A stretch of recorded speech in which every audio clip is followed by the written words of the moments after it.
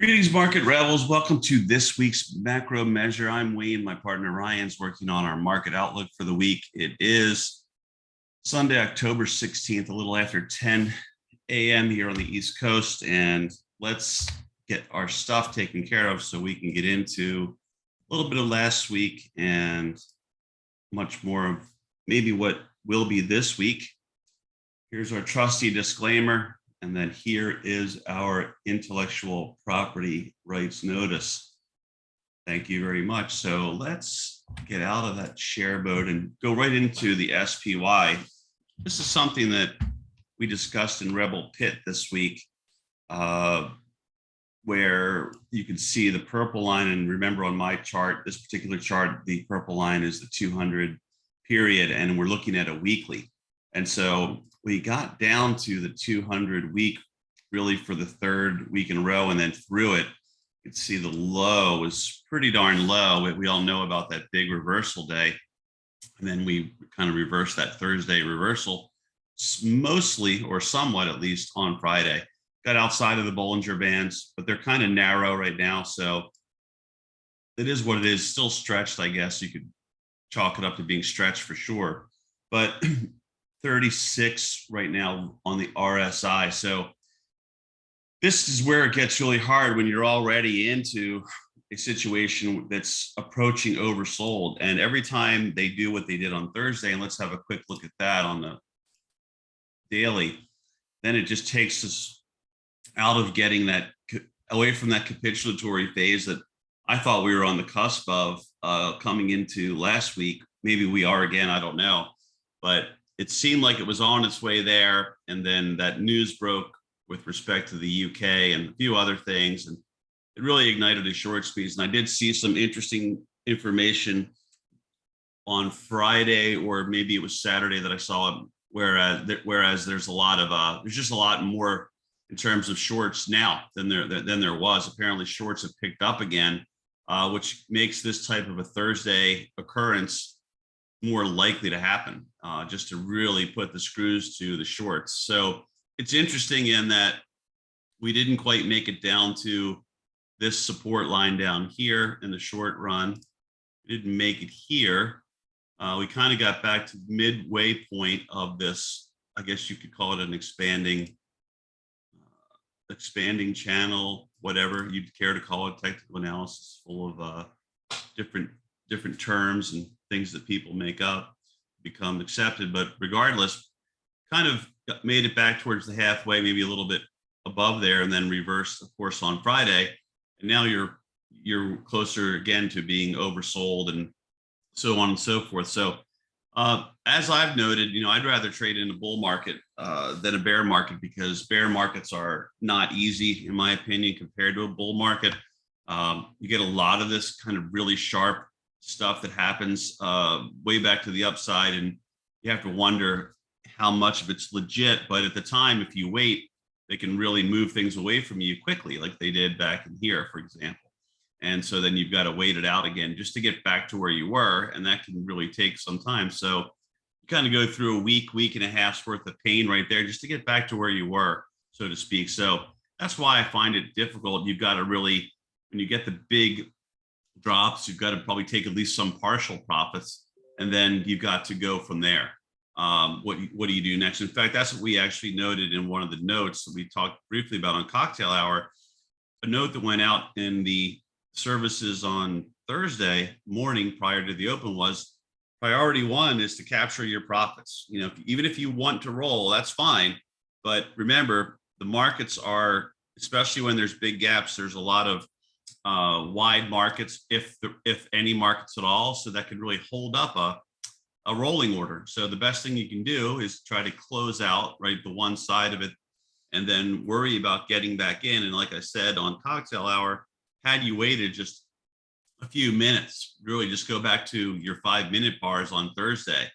And I don't think that after 5 minutes, and I think that's right there, you never took out the low of the day that got established within the first 5 minutes. So if I'm a momentum trader and I want to get short again, I'm going to wait that out. And if you did wait it out, you really were able to possibly re-enter depending on your methodology or approach, you were able to re-enter at a much, much higher price level on your short, which again is great stuff that you don't have to wait for things to come back to the level that you already were a big winner at just to break even again, right? On the next series, I should say, on the next stage of your trade or your roll. Anyway, let's get back to the bigger picture stuff, because we also, interestingly, came down to that fib level right there, 349.12.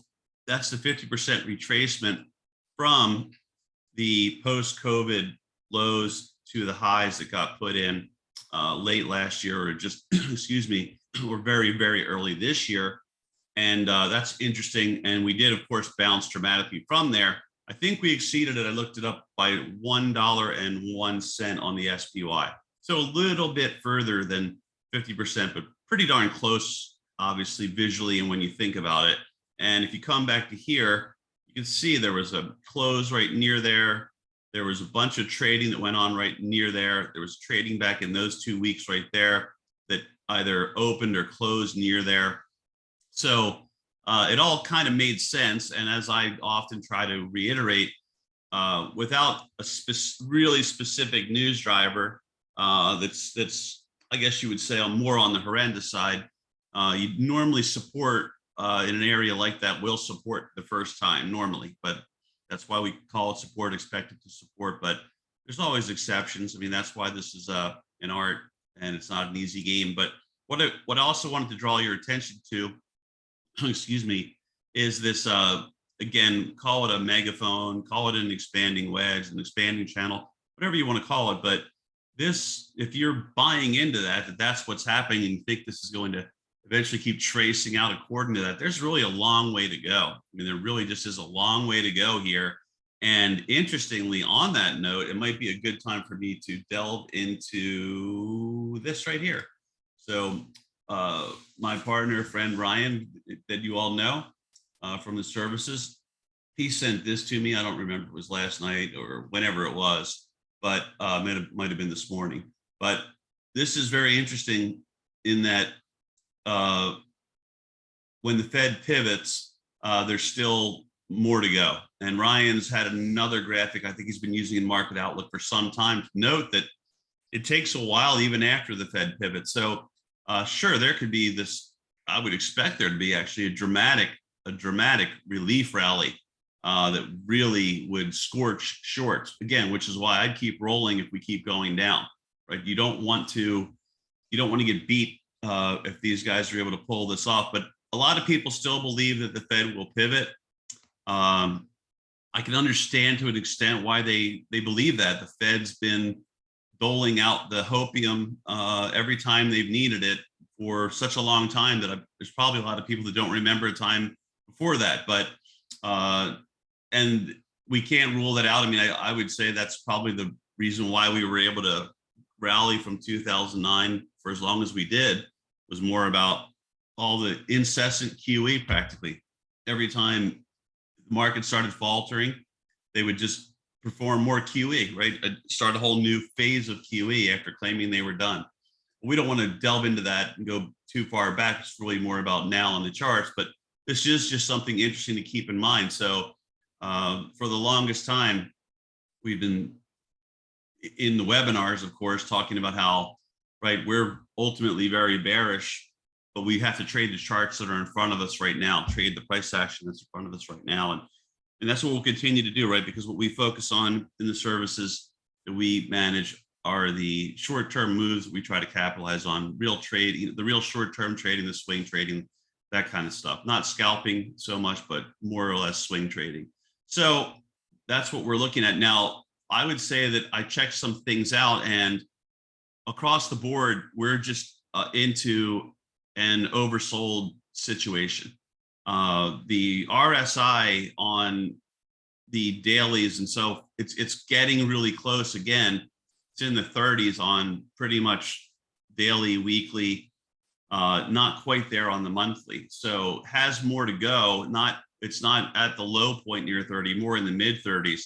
So again, this is when it becomes tough, because you kind of know that I'm close to being oversold.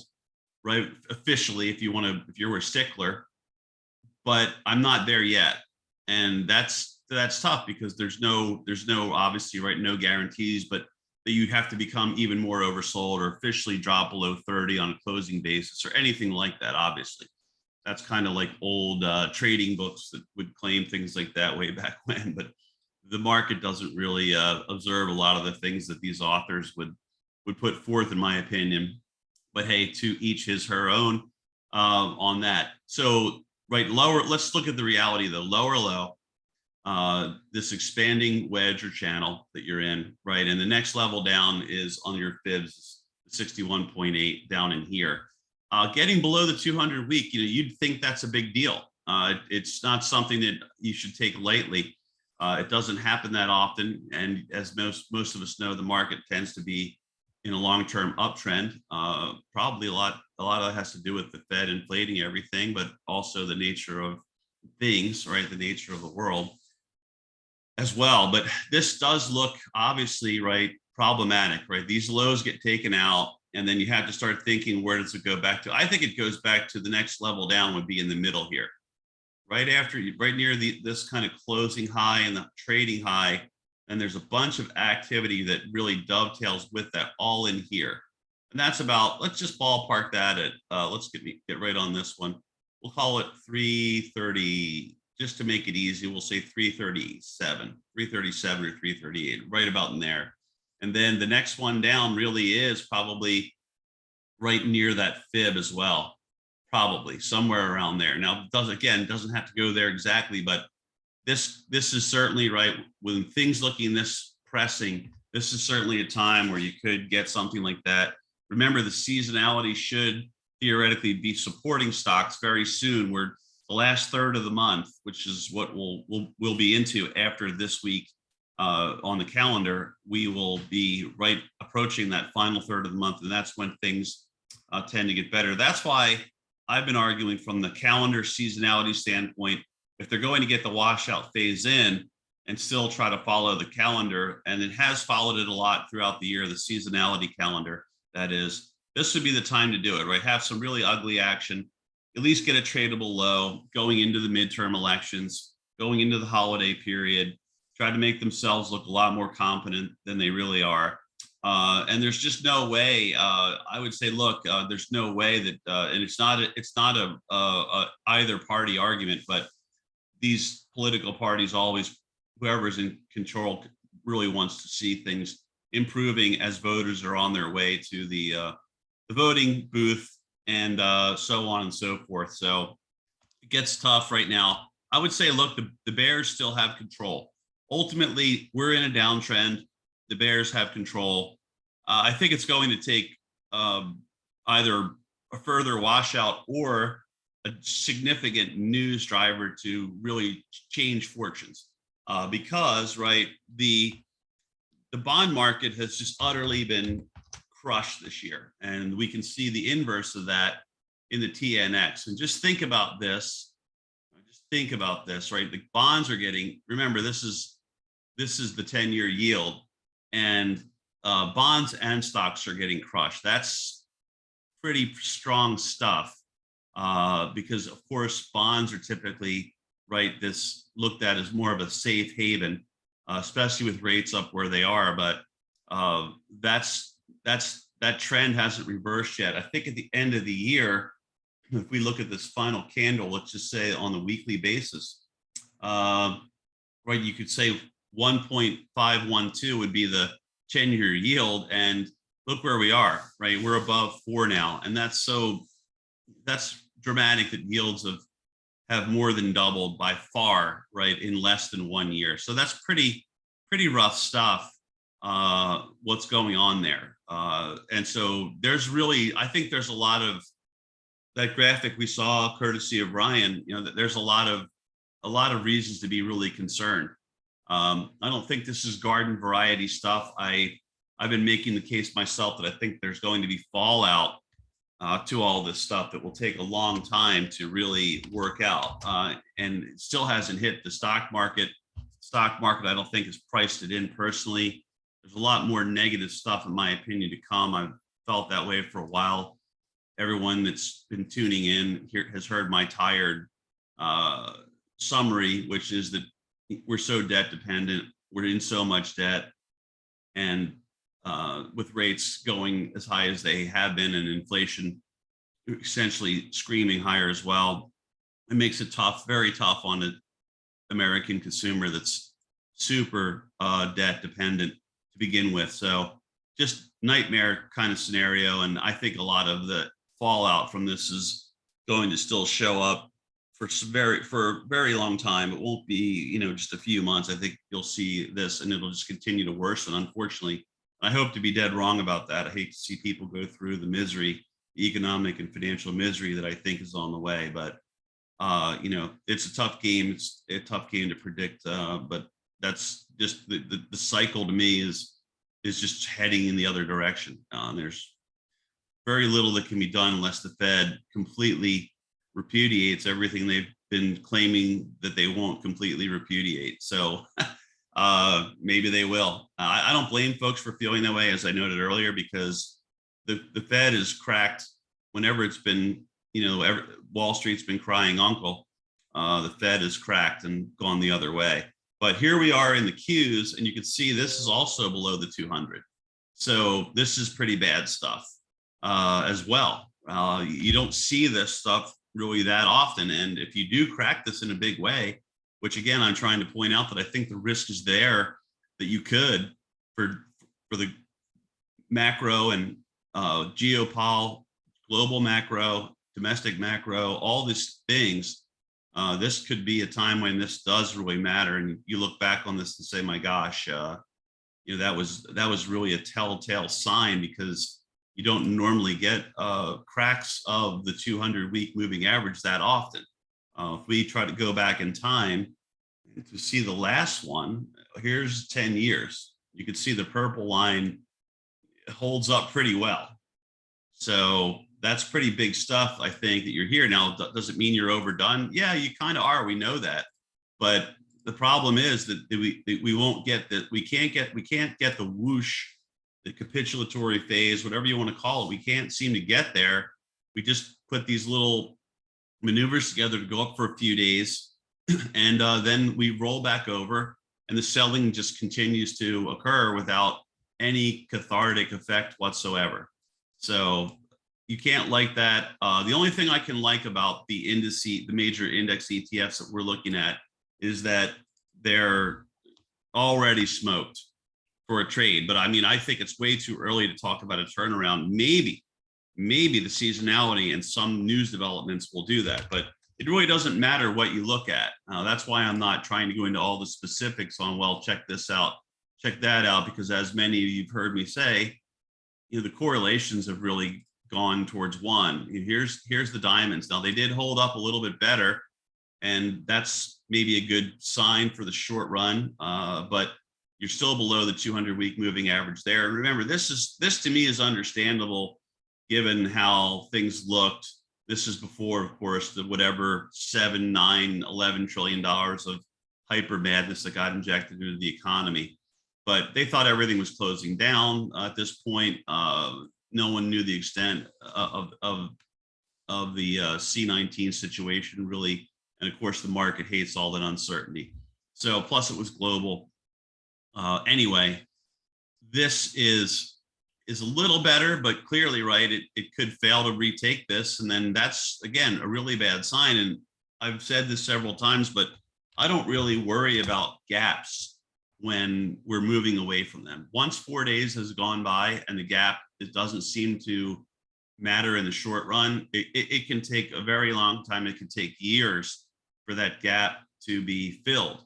But when you're on your way back towards the gap and things are really, well, the way they are now, right? Here's IWM well below the 200-week on the Bollinger Band. So stretch, double bottom potentially right in there type of a thing.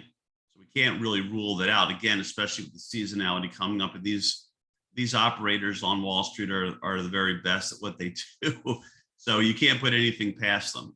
Thursday sort of proved that, how utterly insane and ridiculous things can get in the short run.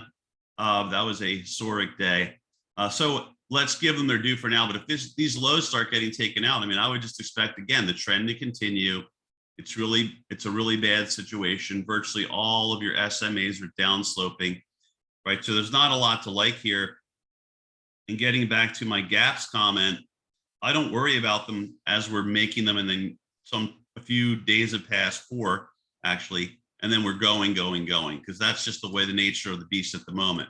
But when you start to get into other phases like we're in now, which is clearly a super bearish phase, that's when I start to pay attention. And I don't want to go cover all these, but there's a lot of gaps in, say, like a Tesla chart that it left on the way up. And this is probably a stock that's emblematic of this bull market that we were in post-COVID, where you could see that, right, I think this is the start of 2020, and it just went bonkers to the upside.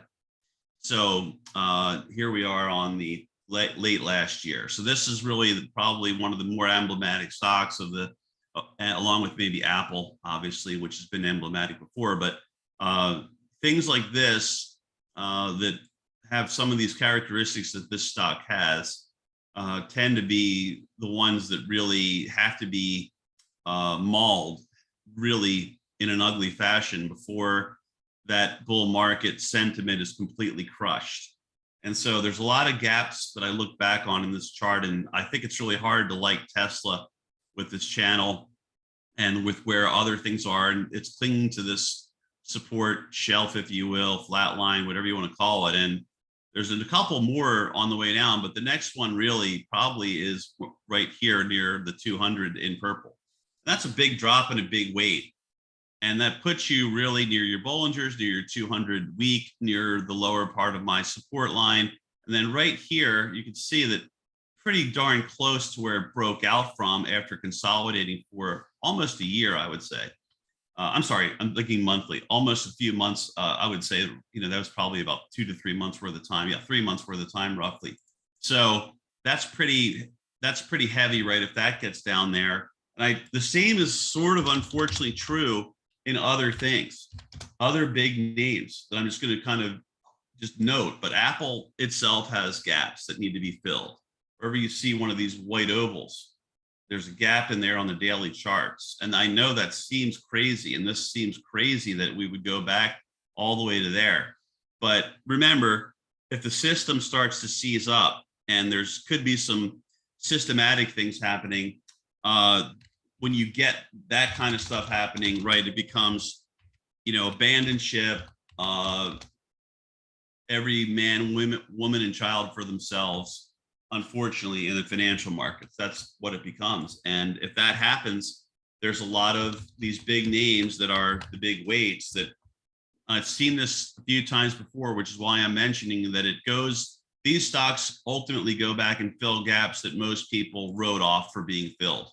I'm not a gap stickler in the sense that I'm always eyeing up a gap every time I put on a trade that's counter to the big trend that unfolded. I'm just noting that having seen some really ugly action develop over time in the market. Really, the first one was in 2000 through 2002. That was ugly. Then there was the late 2007 into 2009, and things just get wrecked beyond what most people would ever believe could happen. So I'm just throwing that out there, not as a scare tactic, but I just want people to know that AJ mentioned the collar. I mentioned the collar as well. People, I'm sure, that are listening to this know that I said just at least learn the collar. I think, in fact, Ryan and I, it seems like so long ago, but Ryan and I did a couple of specials, one as a group with Market Rebellion that we were pushing for, and the other was on our own in all of our services to make sure that people at least knew how to do a collar. Because, and the other thing that's phenomenal about a collar is that you can do it in the short run, you can do it in the long run. And really, if you structure it, as AJ noted on Cocktail Hour, if you structure it the right way, you can protect yourself for quite a long period of time without really having to put any money out. And that could be good, right? That could be a good thing to consider. At least knowing how to do it and knowing maybe when to do it would be maybe even more important. But the point is, knowing how to do it is the first order of business. So if you're unfamiliar with that, and even if you're not a Market Rebellion subscriber or Market Rebel whatnot, I would just go learn how to do that. Period. It's probably one of the most simple, most effective trades for folks that want to protect the long side. You can do it the other way too, but it's not typically done that way. Anyway, getting back to our discussion. So a lot of your big name stocks, and we could go on. You want to do yourself a favor and go back and take a look at where some of these daily gaps are. And that would sort of suggest some of the madness that could unfold. Because if you want to see it with your own eyes, I don't want to go put white ovals everywhere or white circles everywhere, but you get the idea. So I don't want to belabor that, but things are rough. And let's take a look at the dollar right now. And this is, you can see we looked at this, I think, a little earlier, or TNX at least. Well, this came back in a little bit. So we have a little bit lower of a high here. And now the question is going to be, right, do we come back sort of again to another sort of lower to mid-channel to lower here, or does it find a way to put another leg together and break out and go one more time?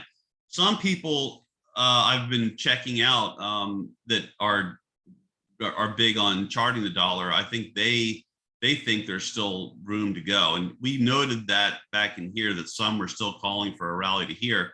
I think it got to where a lot of these dollar guys were calling for.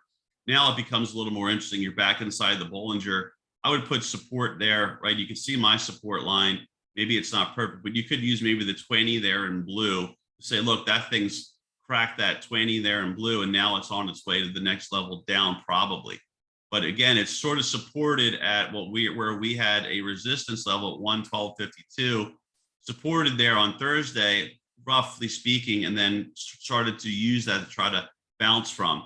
So of course, right, I think I wouldn't write anything off. I think it certainly has the potential to keep going, just like the 10-year does. I think people have the 10-year yield going higher as well, which I would say, to me, again, still makes sense under the circumstances.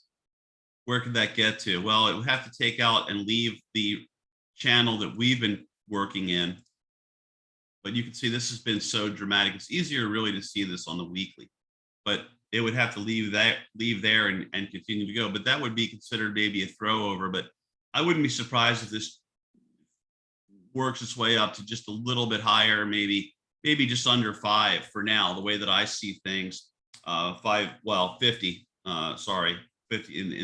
in the way that this is put at 50, but it would be just under 5%, which is pretty high, honestly, after what we've seen all these years. It's been an incredible move. Now, I think at the start of the year, we were even talking about that, if this looks like it's starting to go, again, this is going to be a big problem for the market. It did turn out to be it seems to be a big problem for the market.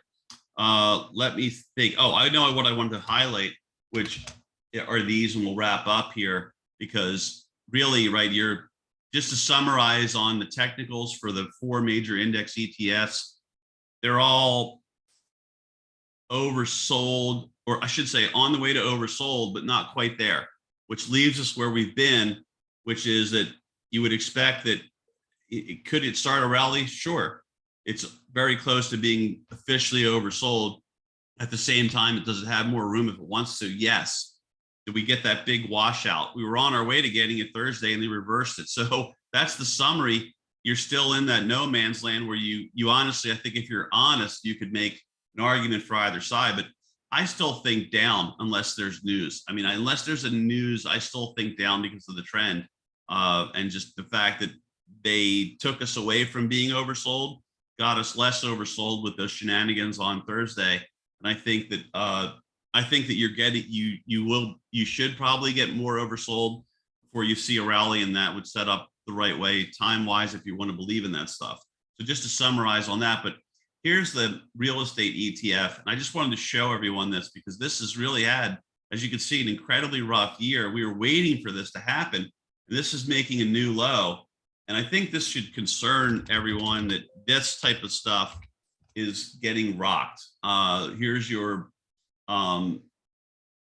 this is the I think this is your investment grade bond ETF. Look at this, corporate bonds, I believe, ETF. So what do you say about that? I mean, that is just bonds just getting absolutely, this is just getting routed. Now the thing is, it's overdone, right? We can see that, and you've got a 21 RSI reading, but the trend is just very ugly, which means, right, there's basically, right, think everything's being sold. Sold. Basically, your key buckets, your stocks and your bonds are just being smashed. And of course, there's, as we know, there's nowhere to hide. But it's starting to get to the point where this is really, really amazing in terms of what's happened just this year. Here's the high yields, and this is these things are crushed. They're really crushed for 1 year. So this, I think this should give everybody a healthy, if you're not feeling respectful for whatever reason of the risk that's out there, I think there's a lot of risk. I still think there's a lot to come. And I think what you have to do is just trade what's in front of you, and you need to be apprised of the news and have that, as much as it's painful to have the financial TV on behind you. If things start to crack in the system, and I think you're getting close to where things could crack in the system, I would say, look, that's the point at which you could hear an announcement, and that, you knowing how short the market is right now, how shorted, I should say, the market is right now, we all know that could produce a dramatic relief rally that in the long run might make little sense, but could be very painful if you're short and you haven't rolled and things like that. So I think you definitely have to do that. Now we'll finally close on this. We'll close on the VIX here, and we've been using this all year long practically, kind of say, where's the VIX in respect to these support and resistance areas. Tough to chart the VIX as if it's a normal security. I say that every time, but it's just true. It really is. It's not the same type of thing. But what we've seen before, this to me, right, you could see maybe this little bit of a double top thing. And we've seen that kind of a thing before, where you have the big spike, you try again, it falls off, big spike, try again, you fall off. So we've seen that, but at the same time, it might show up a little bit better on here. But this did kind of stay subdued last week, which surprised me. I'm not sure what's going on in there.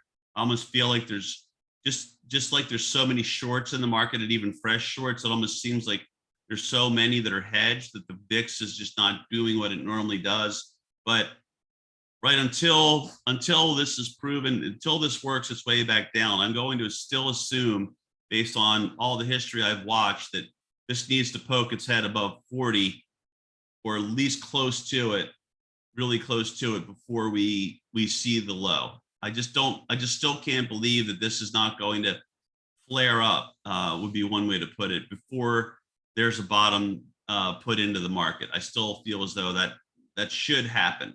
I'm starting to lose my confidence in that a little bit, though, just because it's been so subdued.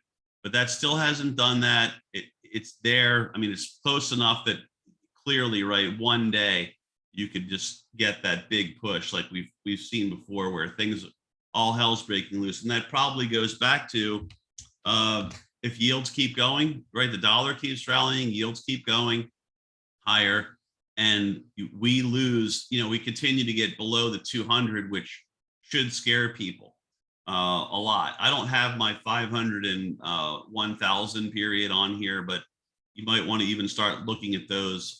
That's a rare thing that you drop to that point. I may just, let's see if I can just change this for us while we're here, and we'll see where the 500 day is, as a matter of fact. Let me see there, and then apply.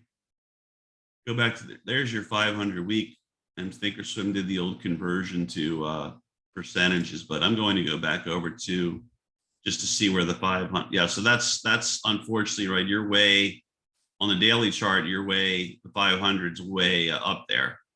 So you're below that. Going back to the 500 week, some people chart, that's way below there. Interestingly, that would be at near another fib right now that we don't even really want to talk about until you get through this one. If you do, that would be our next one, but that doesn't seem out of the question. I'm going to change that back, but just to final comment would be that I saw a lot of paper in some of these things where some are either hedging on some of these things, like some of these European ETFs, Asian ETFs, where they're kind of looking at, they're either buying puts because they think we go lower, or they're buying puts because they're scared, one or the other, and they feel like they have to hedge, or maybe they're buying puts because they want to bid for some shares or add some shares and want some protection. But regardless, I did see some put buying in some of the global ETFs. I saw a lot of put buying going on in SPY, QQQ, IWM as a package. Not all of them had massive UA, but as a package, a lot of those did see put buying. So that's those put buyers have generally been right over the course of this year, clearly. So just remember that, because that is very, that is very concerning when this starts going up. But I will say this, that I haven't seen it where I feel as though it's spiked enough that there's going to be a big whoosh. Everyone seems to have figured that out. And then after that, maybe you get your tradable bottom that's been so elusive. I haven't seen that big, really, really big buying. It's significant for sure, but not this big surge where everybody's just slapping all these puts on. So again, that I still feels like we haven't had capitulation to me. You don't have to have capitulation, granted, but most of the time you do get capitulation in some way. It seemed like we were on our way to getting it Thursday, which is what I came into the week thinking, but that was, again, one hell of a reversal. And now here we are. So the real concern, here's what I would do.